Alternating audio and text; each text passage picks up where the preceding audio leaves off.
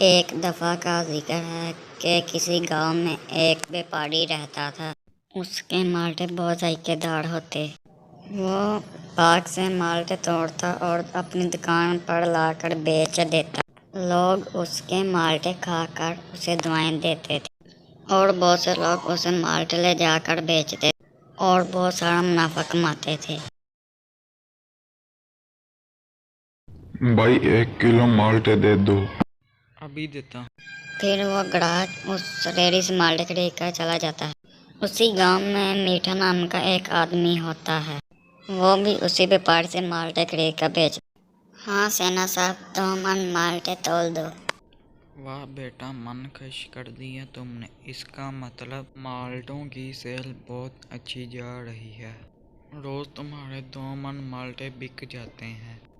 ہاں انکل، بہت زبردست بکتے ہیں میرے مالٹے۔ اصل میں مجھے مالٹے بیچنے کا فن آتا ہے۔ ارے بیٹا، اس میں فن والی کیا بات ہے؟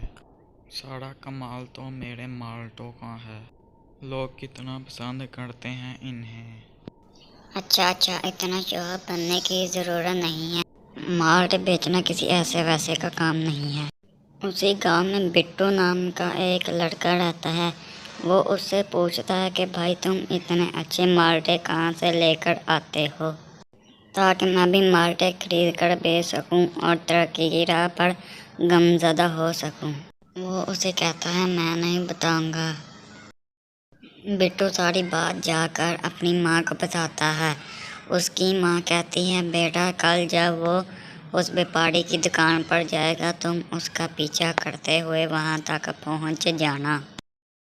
اگلی صبح وہ اس بیپاری کے پاس جا رہا ہوتا ہے اور بٹو اس کا پیچھا کر رہا ہوتا ہے۔